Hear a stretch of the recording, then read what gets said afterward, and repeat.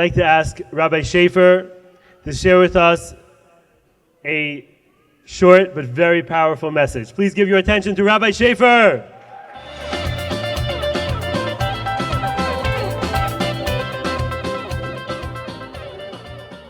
Okay, it is a pleasure being here. I don't know, are you guys having a good time? Yeah! Come on, are you having a good time? This is a great organization. Have we had as good a time in a long time? This is our date night, my wife and I. This is great. This is wonderful. Huh? Okay. I want to share with you guys what I consider the single greatest principle for success in life. If you find me a human being who succeeded in any endeavor in life, I guarantee they embraced this concept, they held it, they used it.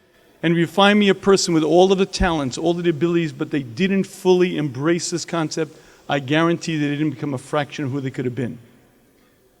The Gemara tells us that each human being, when they finish their job on this planet, stands in front of Hashem, and each human being is asked the most serious question imaginable: did you reach that potential? Did you actualize who you could have been? The Gemara tells us events that happen, and a poor man, walks in, and the Gemara says, they say to him, why didn't you learn Torah? Why didn't you become the human being you could have been? Hashem gave you a Torah, why didn't you use it? And the poor man has an excuse, he has a story. You want me to have learned? I had to work 12 hours a day, 6 days a week. I barely could eke out a living. How do you expect me to learn, to accomplish, to become someone great? The Gemara says, they say in answer to him, Klum ani ayisa yosem Hillel. You were no more poor than was Hillel. And then the Gemara goes on to tell us the events in Hillel's life. Hillel, when he was already an elder sage, used to earn his daily keep by selling kindling wood, small twigs. He would go door to door and sell these little pieces of wood. People would use it to start the fire. Each day he would go into the woods, gather the sticks. Each day he would sell it. He would earn a tarpik, the smallest coin in the land. Half of that money he would use to pay his household expenses, and half of that money he would use to pay the Shomer Beis HaMedrash. In those days, the Beis HaMedrash was out in the fields. There was a guardsman who used to earn his living by collecting a fee. Every day Hillel would sell the wood, and every day he would pay the guardsman. One Erev Shabbos, he didn't have time to gather the wood, didn't have time to earn the half a tarpik. He comes to the guardsman and says, sir, every day I'm here, every day I gladly pay you. I didn't have time, please let me in. And the guardsman says, no, please, no, please, no. I can't leave Divrei Elokim Chaim, I can't leave the living words of Hashem's Torah. He goes to the side of the building, he climbs up, there's an Aruba skylight, and he listens to the shiur from the skylight. Now it's not clear what happened. Either he lost consciousness or he fell asleep, but it began snowing. And in the morning, when Shmaya and Avitalyon, the two Talmidei Chachamim who ran that Beis Medrash, came in, they saw it was dark. They looked up, and in the skylight, they saw an image of a man. Quick, someone, get him down, get him down. They ran up, pulled him down, says Shmaya the words, Roy l'chalav as a Shabbos. This man, it's proper, it's worthy to desecrate the Shabbos for. They lit a fire, warmed up some water, revived them. And when the poor man stands in front of Hashem and says, I would have loved to have learned, I would have loved to become someone, but I couldn't have done it, they say to him, Klum ani ayisa yosem Hillel. You were no more poor than was Hillel. If Hillel could have done it, so too could have you. And that's the Gemara. And I'd like to share with you the question that my Rabbi, the Rosh Yeshiva Zatzal, asked on this Gemara. And that question is that at the end of our days, we will all stand in front of that heavenly tribunal. But it's a little bit different than most of us assume. And the Vilna Gaon explains that the most painful moment in a human being's life is not that fatal car crash, not the shearing glass, the crash of metal, not even when I feel them pull that sheet over my head, and not even when I feel my body put in the ground, and not even when I separate. The Vilna Gaon explains the most painful moment in a human being's life is when I stand in front of the Beis Din Shel Mala, the heavenly tribunal, and they hold up this picture of this great man, this accomplished human being, and they say to me, why didn't you become that? Me, little me. You want me to be that tzaddik, that Talmid Chacham? What do you want from me? And says the Vilna Gaon, the most painful words a human being will ever hear are the words, that is you. That is you had you lived up to your potential. And that is you had you actualized your strengths. That is you had you become what you were destined to be. But you see, folks, the picture is your picture of me. I'm not compared to you. You're not compared to her. None of us are compared to tzaddikim who lived hundreds of years ago. Each of us were given different talents, different abilities, different life circumstances, and each of us are asked the most demanding question imaginable. How much of you did you become? 80%, 60%, 40%? But the scale of measure isn't someone else. The scale of measure is based on my talents, my abilities, based on what I could have been. How much of me did I become? So this Gemara is very difficult to understand. Why is the poor man compared to Hillel? Why is the poor man told, if Hillel could have done it, so too could have you? What difference does it make? One time in history, there was a singular giant called Hillel. The poor man had a different destiny. The poor man had a different potential. Why is he compared to Hillel? And to answer this question, I think we need to better understand a certain perspective on life. And to do that, let me share with you an observation. If you go to Asia today, much of the heavy lifting on that continent is still done by the elephant. And you watch this mighty behemoth all day trudging through the jungle, heavy loads on its back, big logs rolled up in its trunk. All day long, the elephant schleps. The trainer guides it with a rope, and at night, the trainer ties the elephant to a peg in the ground, and the elephant stays right in that spot. Now, if you were watching this scene, you might ask the following question. The elephant is huge. The peg is not that deep. The rope is not that strong.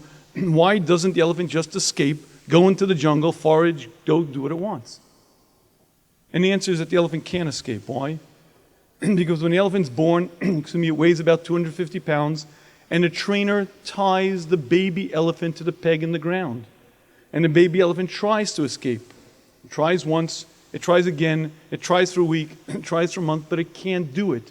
It's too weak. And that lesson that it learns during its first month of life remains fixed in its brain throughout its lifetime.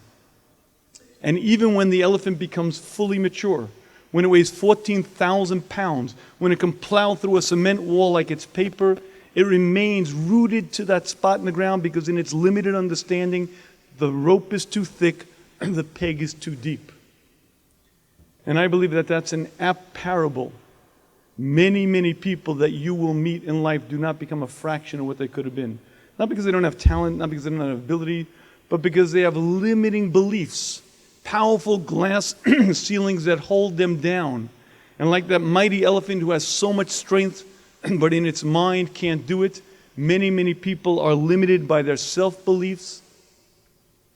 And I sincerely believe that if you believe about yourself that you are a plain Joe, a regular plain person, you will live up to exactly that self-definition. And every once in a while you hear about someone who shatters a limiting belief. I'll share with you one from competitive sports.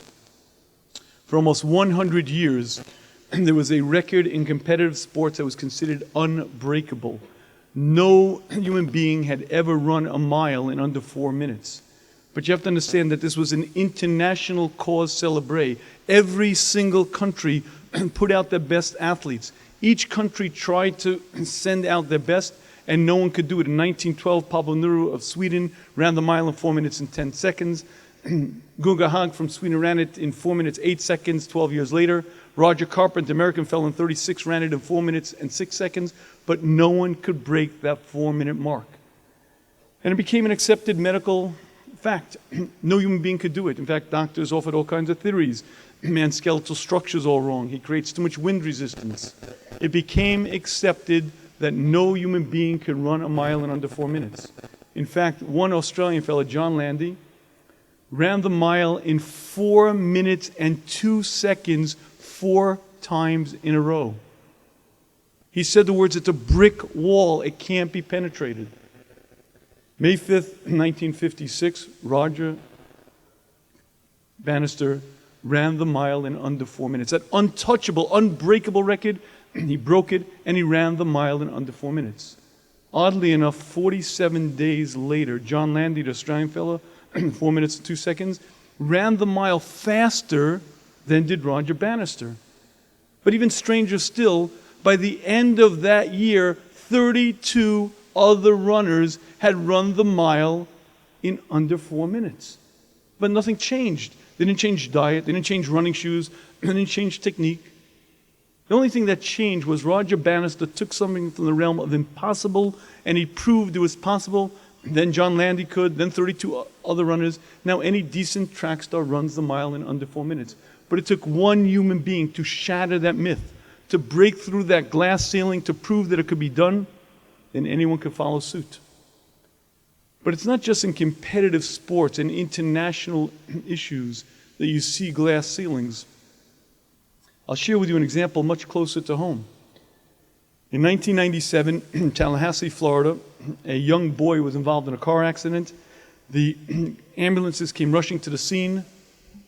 They all stood around him, but they couldn't help him. You see, his arm was pinned under the wheel of a car. They had to get him to a hospital, but his arm was literally pinned under the wheel of a car. Having a whole discussion, get a crane, get a truck, what do they do? Finally, a bystander who sees what's going on, doesn't consult, doesn't discuss it, rushes over to the fender of the car, bends down, literally lifts up the car. They quickly take the boy, put him to an ambulance, ship him off to the hospital, patch him up, he's good to go. This story became a media sensation. Almost every newspaper in the country covered the story. Why? Because the onlooker wasn't some burly fireman or some muscular trained technician. The onlooker was the boy's 63-year-old grandmother who saw her grandson under the wheel of the car, rushed over, lifted the car. In any case, Dr. Charles Garfield is a psychologist. He wrote a book called Peak Performance. He spent his career studying athletes who do things that you and I would say are physically impossible. He describes athletes lifting 1,200-pound boulders, athletes running for 48 hours straight. He says that when I read this story, I had to interview this woman. I just had to get her. I had to get her story. And he describes that he called her up, explained who he was, why he wanted to speak to her, and he explains that she flatly refused to meet with him. You understand why? He called her a second time, and again explained who he was, explained why he wanted to interview her. The world can learn something from your story. I just want to get the details. Again, she refused. A third time he called her, and again she refused. Finally, on the fourth phone call, she agrees to meet. He describes that he came to her house, she welcomed him in, offered him a cup of coffee, and he said, "Madam, just tell me, what were you experiencing? What were you feeling? Just let me into your world. What was going on in your world when you were doing this?"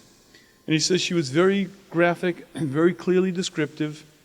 And when she was done, he said, "I don't get it. I don't understand this." Not the lifting the car. No, that's not the part that bothers me. What I don't understand is, when I called you, you were so reluctant to speak to me. You refused. I don't get it. What you did was heroic. You saved your grandson's life. Why were you so resistant to sharing your story? And he says that she turned to him and she said these words: "If this, which I knew was impossible, I really could do, what does it say about the rest of my life?" And he asked her, "What do you mean?" She explains that she always dreamt about being a teacher, but she never got beyond the high school education. So with Dr. Charles Garfield's coaching at the age of 63, Mrs. Laura Schultz began her college education, ended up teaching college-level science.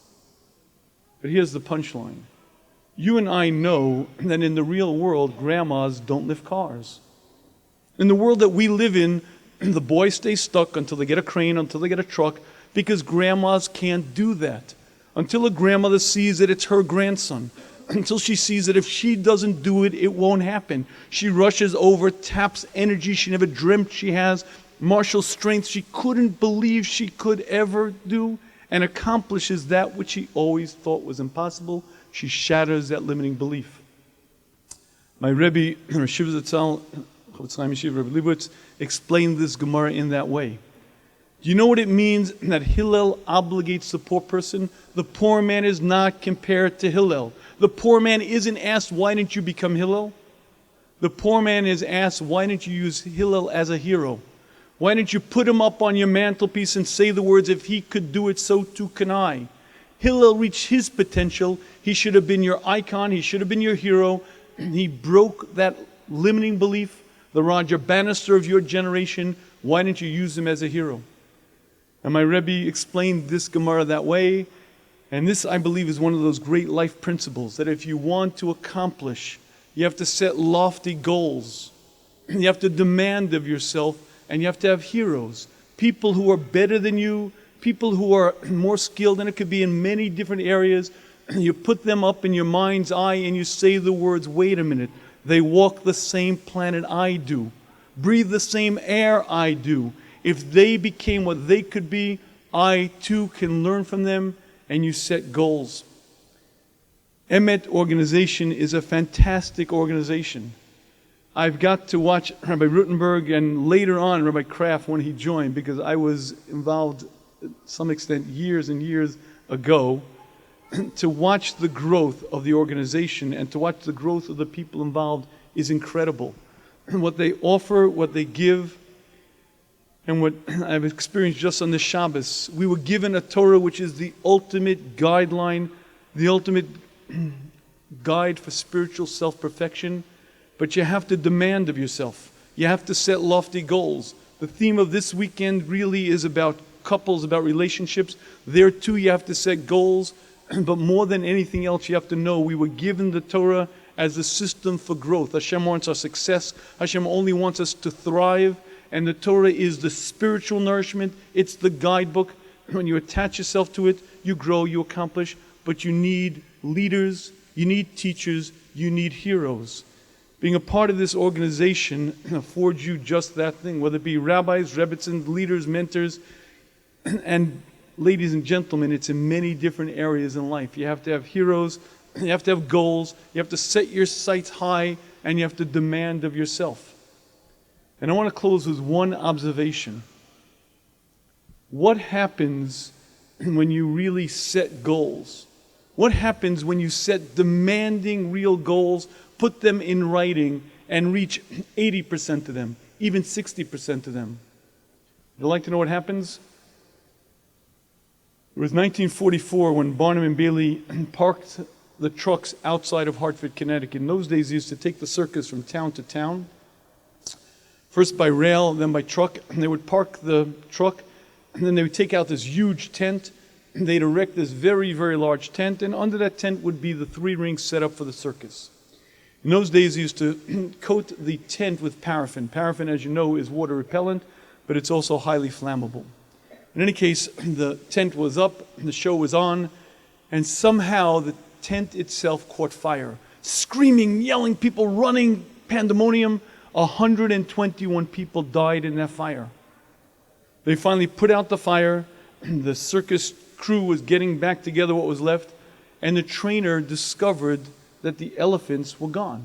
The elephants had been tied up at the time of the fire. It wasn't their turn to be in the act. And that apparently the screaming, the yelling, the smoke, the elephants forgot. They escaped, and they couldn't find them. The trainer took a bunch of fellows with him, and they began walking and walking.